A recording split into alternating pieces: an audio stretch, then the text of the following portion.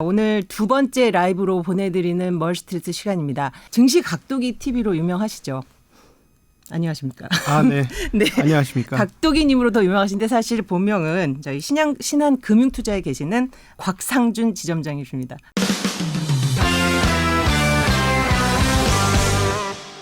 각도기님 아시지만 조금 소개 부탁드려도 될까요? 아, 예. 저는 신한금융투자 강북센터의 지점장으로 근무를 하고 있고요. 네. 방송 변두리 쪽에서 있다가 갑자기 세상의 시각이 네.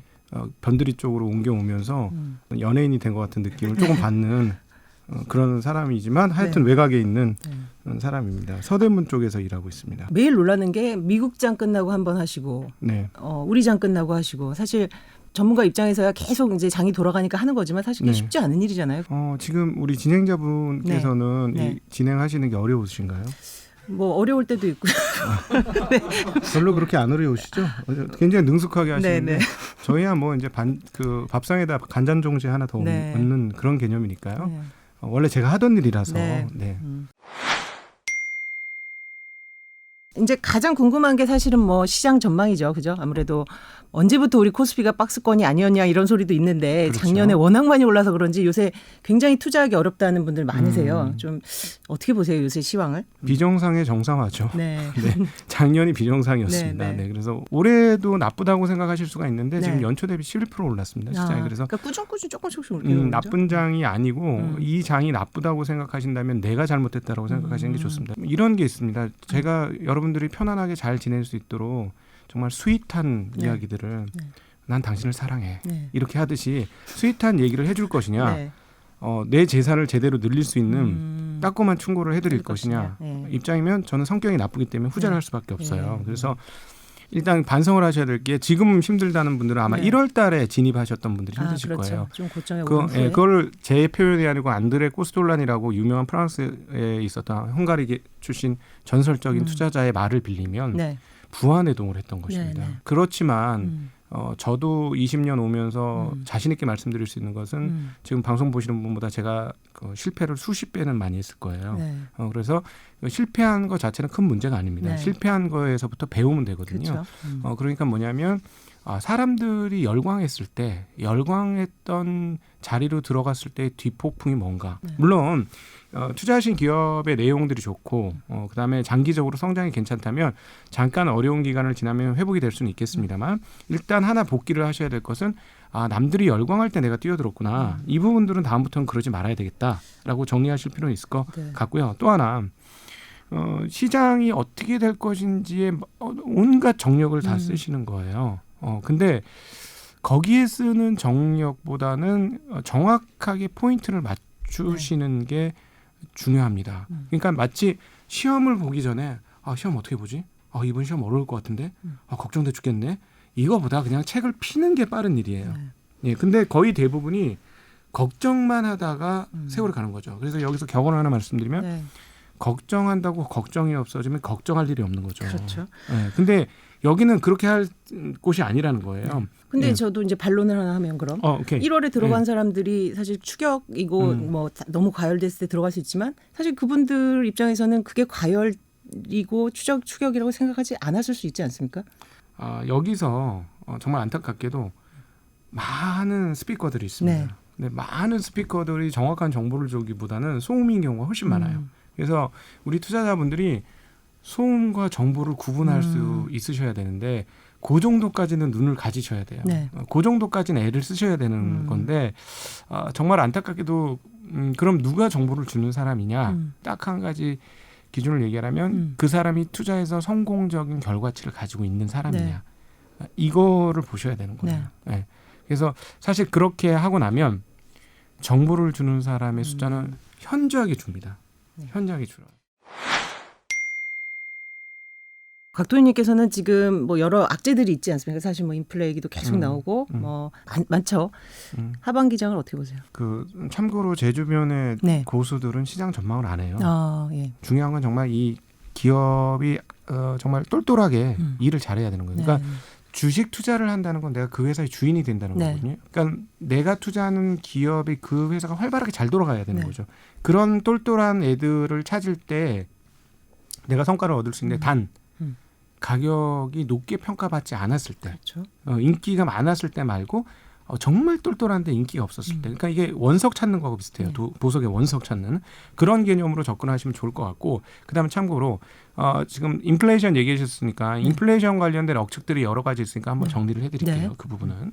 자, 인플레이션이라는 건 뭐예요? 가격이 오늘보다 내일 더 오른다는 거죠. 네. 모든 가격이 오른다는 건데 그러면 현금을 들고 있는 사람이 최고 약자죠. 그러니까 결국 뭐냐면 월급쟁이들은 인플레이션 상황에서 약자예요. 그래서 도피할 방법을 하나 아니면 방패를 하나 마련을 해야 되는데 그러면 누가 인플레이션 시기에 물건을 가격을 높여가면서 팔 수 있는 주체가 누구냐는 거죠. 자기가 그 물건값을 올릴 수 있는 주체한테 내 자산을 맡기는 거예요.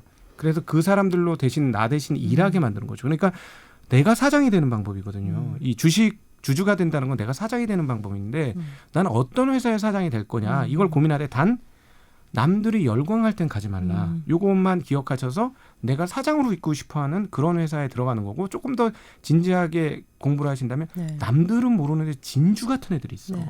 지금 조개 입속에 있는데 난 조개 입속에 있는 게 엄청나게 큰 진주라는 걸 알고 있어. 그런데 투자하시면 좋을 것 같고요. 자, 그러면 인플레이션에 대응하는 방법을 일단 말씀드렸고, 네. 자, 그럼 인플레이션이 그럼 악재냐는 거예요. 그러니까 우리가 지금 그 경제방송이나 이런 데서 인플레이션이면 막 마치 뭐 엄청나게 문제가 생길 것 같잖아요. 그렇지 않습니다. 네. 기업 인플레이션은 기업하기에 나쁜 환경이 아니에요. 인플레이션 지나치게 높을 때가 문제죠. 즉 무슨 말이냐면 기업을 운영하는 사람들 입장에서 내가 갖고 있는 현금 어떤 물건으로 바꾸지? 그렇죠. 이거 인플레이션 심한데 이거 어떻게 하지? 이런 상황들 인플레이션. 즉 뭐 1년에 인플레이션이 뭐 20-30% 되는 인플레이션이면 기업 운영을 어떻게 할까 생각 안 해요. 네. 갖고 있는 현금 가지고 어떻게 해야 될 거냐. 이건 굉장히 나쁜 인플레이션이에요. 그러면 다 같이 죽어요. 네. 그런 인플레이션이라면. 그런 게 아니고 2-3%, 3-4% 뭐 이런 정도의 인플레이션이라면 오히려 앞으로 매출이 더 늘어나겠네. 왜냐하면 그 같은 가격의 그렇죠. 제품 조금 더 비싸게 팔 수 있는 거잖아요. 수요도 이제 진작되고 있다는 네, 거니까. 그러면서 그 조금 그 능력이 있는 기업들은 제품가 올리면서 슬쩍 마진도 올리죠. 네. 그럼 매출과 이익이 늘어나는 거거든요. 가격에 네. 반영할 수 있으면 그죠? 그렇죠. 네. 좋은 회사들 내 물건이 명품 회사들 있지 않습니까? 뭐 에모라든가 엘모라든가 무슨 뭐 브루이. 에스모라든가 네. 뭐 이런 그 세계 소위 말하는 명품을 만드는 회사, 장인을 데리고 명품을 만들어서 제한된 개수밖에 안 만드는 회사는 얼마든지 가격을 계속해서 올 수가 있죠. 반영할 수 있죠. 이런 회사들은 강한 회사가 되는 거예요. 네. 이런 회사들 중에 가격이 싼 회사가 있다면 내가 거기에 주인이 되면 인플레이션을 해지하고 월급쟁이로서의 불리한 입장을 극복할 수가 있겠죠. 근데 미국 시장에서는 조금 변동이 생겼습니다. 네. 인플레이션과 관련되어서 어떤 변동이 생기고 있냐면 그동안에 인플레이션에 대해서 인플레이션 하면 그다음 왜 인플레이션이 들어온가요? 금리 올릴까 봐 무섭잖아요. 그렇죠. 금리 올릴까 봐 두려워했는데 금리도 조금 늦게 올릴 것 같고 그다음에 금리 올리기 전 사전 단계인 돈 빼는 거, 돈 넣어주는 거, 그러니까 땔감을 넣어주는 양을 줄이는, 그러니까 테이퍼링이라고 불리는 돈을 좀 덜 넣어주는 작업도 생각보다 좀 뒤에 있겠네. 그리고 또 하나 뭐가 있냐면 이번 인플레이션 찐이네라는 거예요. 왜냐하면 우리가 이전에 제대로 된 인플레이션을 얻어맞은 거 남미 빼고 네. 진짜 찐 인플레이션을 당했던 시점은 80년대 정도까지 네. 거슬러 올라갑니다. 그리고 기술혁명들이 가열차게 이루어진 2000년 이후에는 아예 거의 흔적도 찾아볼 수가 없어요. 특별히 스마트폰 나오고 엑셀 같은 거 나오고 나서부터는 산업 생산 혁명이 막 이루어지면서 10사람이라든가 한 사람이 일해버리거든요. 그렇죠. 그러니까 인플레이션이 없었어요. 그런데 이번에 잘하면 진짜 인플레이션이 오게 생겼네 라는 느낌을 받죠. 네. 그래서 그동안에 계속 미국 시장 같은 경우 인플레이션을 두려워하기만 했는데 옛날보다 그 두려워하는 감이 조금 떨어졌습니다. 네. 그래서 여기서 잠펀치 한 2-3방 더 맞으면, 즉 예를 들자면 고용이 한번 빵 떠요. 네. 빵 떠서 이거 테이퍼링 하게 생겼네. 금리 인상 땡겨주는 거 아니야? 네. 했을 때 이제 시장이 한번 조정을 받겠죠. 그거 한 2-3방 정도 더 맞고 나면 내성이 생길 거예요. 시장에서. 별로 안 무섭네 뭐. 근데 경기 상황들 너무 급반등하는데 지금 미국이 어제 ISM, 저 혼자 너무 오랫동안 얘기하는 거 아닙니다. 괜찮아요. 계속 네. 듣고 있어요. ISM 그 제조업 관련해서 설문조사한 것들 나오는데요. 네. 업태마다 나오는 얘기야. 수요는 충분하다. 근데 직원이 없다. 사람이 고용을 할 수가 없다. 그래서 왜 물건을 사람이 없는 걸까요? 그래서 저도 그 분석을 봤는데 이게 지원금을 많이 줘서 일을 안 하는 건가? 그렇게도 해석도 하던데. 맞죠. 왜냐하면은 예를 들어서 실업급여를 100만 원을 받아요. 네. 근데 내가 이 회사 가면은 150만 원을 받아요. 회사 나가면. 근데 애가 있어. 애를 맡기면 보육비용으로 50만 원이 들어. 그럼 나가시겠습니까? 안 나가겠죠. 안 나가죠. 안 나가죠. 그래서 저는 예상하는 게 언제냐면 일종의 재난지원금이 끝나는 시점에 갑자기 고용이 빵 터질 것 같아요. 네. 계속 안 올라가다가 이 지원금이 다 소진되는 그때부터 급격하게 가면서 인력에서의 적체 현상, 병목 현상이 빠르게 해소되고 이게 늘어날 겁니다. 그러면 네. 그때쯤 되면 이거 인플레이션이 심한가 하는 고민을 하게 될 터인데요. 네. 그 원재료 병목도 지금 같이 나오고 있어요. 네. 이런 네. 데서 투자 아이디어를 얻으셔야 되는데 지금 병목과 원재료 가격 때문에 제품가를 올린 애들이 있어요. 네. 기업들이. 네. 근데 얘네들이 한번 제품가 올려놨는데 하반기에 원재료가 떨어지는다고 바로 떨어뜨리냐? 그거 아니거든요. 아니겠죠. 네. 그럼 아까 말씀 중에 계셨지만 어떤 원자재, 원료 가격 인상분을 제품 가격에 반영할 수 있는 정도가 더 큰 기업일수록 하여튼 하반기에는 실적이 더 좋아질 수 있다. 이런 사인도 당연하죠. 보이죠. 그런데 제품 가격이 올랐는데 3, 4분기 후반쯤 되면 제품 가격, 그 원재료 가격이 떨어질 수 있어요. 네.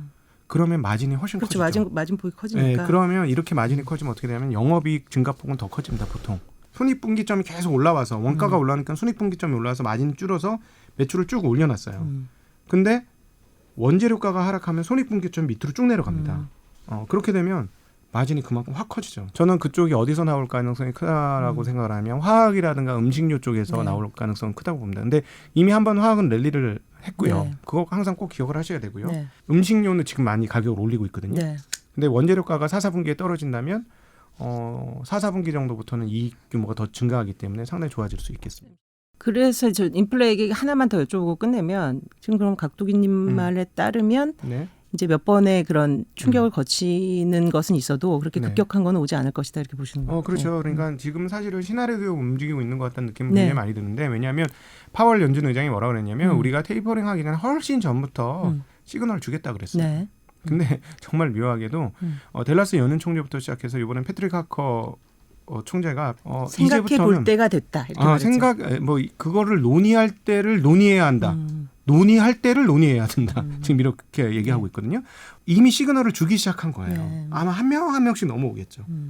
근데 이제 벌써 논의할 때를 논의해야 한다라는 건 뭐냐면 다음 달은 아니고 몇 달 뒤에 우리 이거 본격적으로 논의할 건데 그걸 지금부터 우리 시작한 거야? 네. 라고 굉장히 간접적으로 지금 시장에다 시그널을 주기 시작한 네, 거예요. 네. 그러면서 아마 시장은 이미 지금부터 서서히 그 충격을 녹여가기 시작할 겁니다. 그래서 시장을 바라보실 때 우리 직접 투자하는 소위 말하는 전문가라는 사람들조차도 시장을 마치 신처럼 대하시는 분들이 있어요. 네.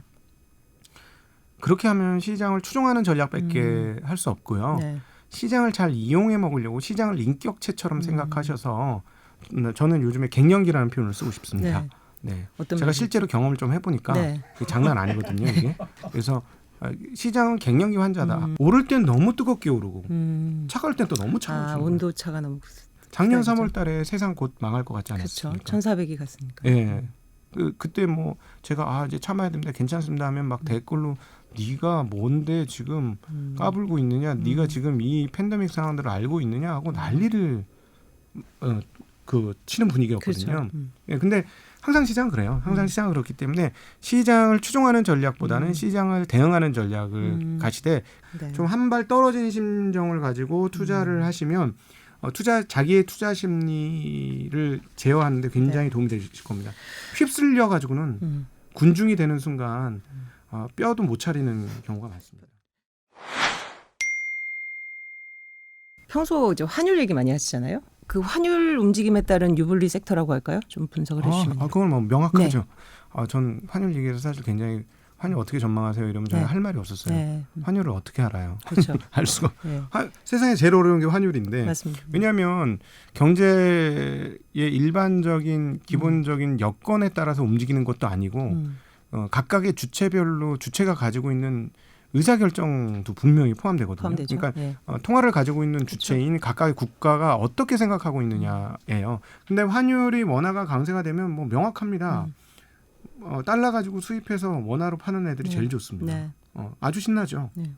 제품 가격 쉽게 안 내릴 거거든요. 근데 사는 가격은 저절로 떨어지는 거잖아요. 네. 원자재가 안 움직이더라도. 그러면 대표가 음식료죠. 음식료. 예. 근데 이제 음식료도 약간 랠리가 나왔어요. 네. 그러나 아직 그 공간은 조금 더 남아 있다라는 판단을 하고 있습니다.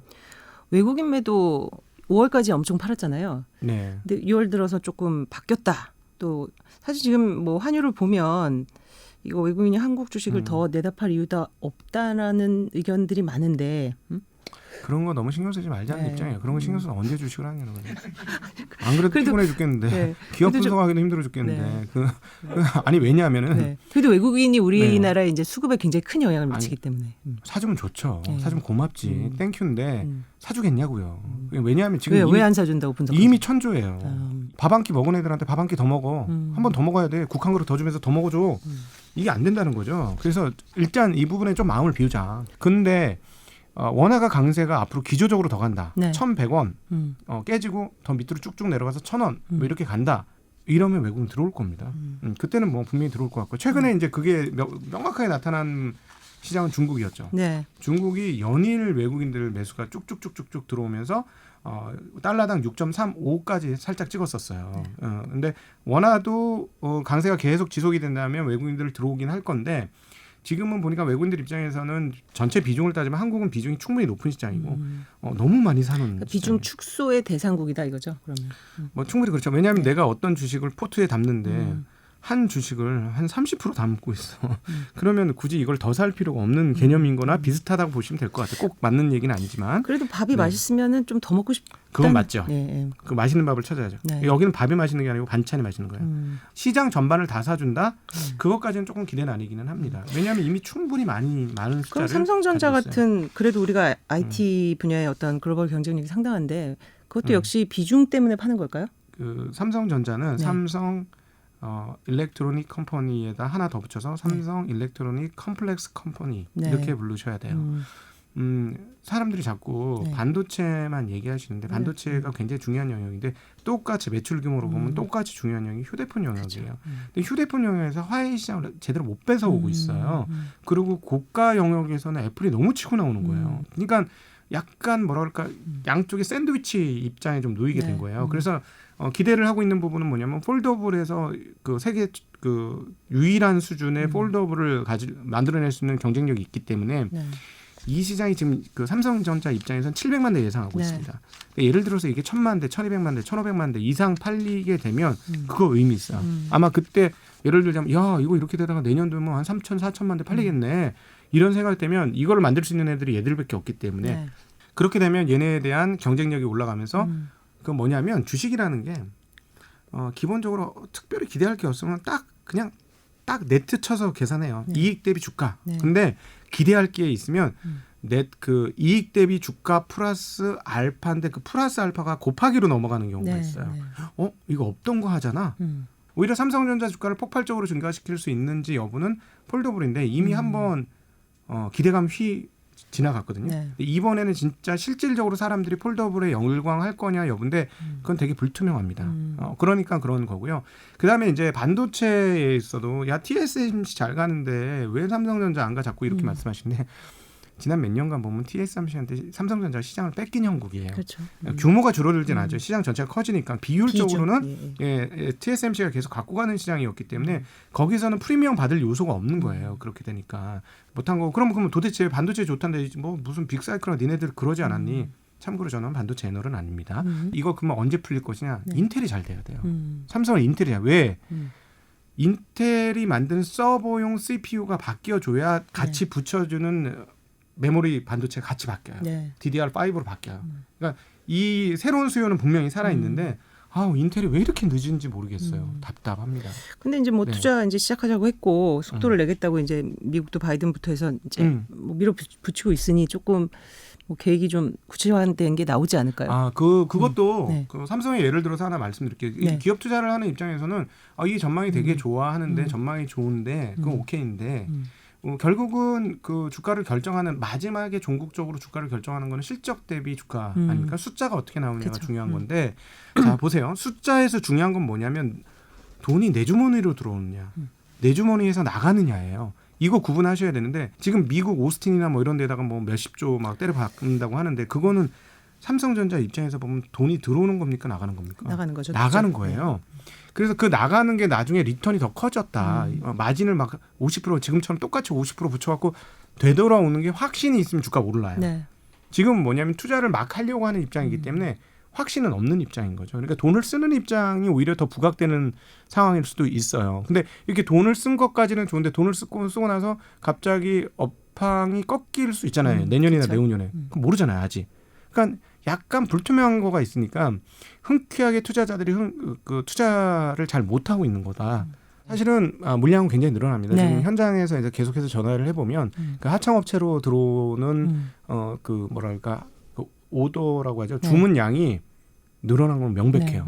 깜짝 놀랄 정도로 지금 주문량이 늘어나고 있어요. 하청업체 쪽으로 뭐 예를 들어서 뭐 케미컬이라든가 뭐 각종 부속 부품 뭐 일부 장비 많이 내려가고 있어요. 그래서 물량과 수량이 느는 거는 분명히 맞는데 하나 딜레마가 생긴 거예요. 네. 그래서 사실은 주식이라는 거는 오늘을 보고 투자하는 게 아니고 내일을 보고 투자하는 거거든요.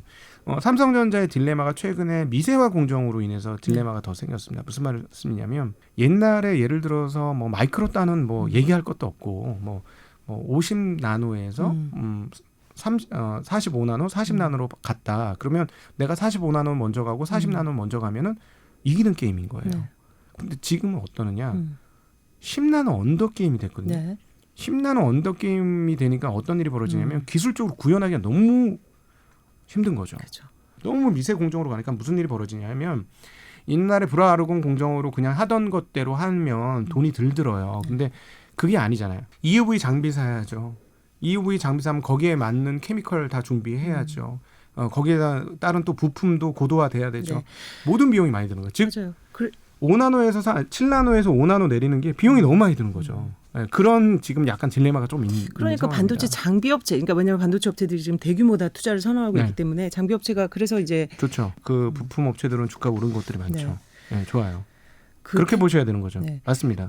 요새 시장 전체를 보는 법 그리고 또 좀 앞으로 흐름이 어떻게 될지 그리고 일부 이제 종목을 찝진 않으시지만 유망할 수 있는 부분 이런 것들을 종합적으로 말씀해 주셨는데 다음에 또 도움 말씀을 듣도록 하겠습니다. 오늘 시간 내주셔서 감사합니다. 네, 고맙습니다. 감사합니다.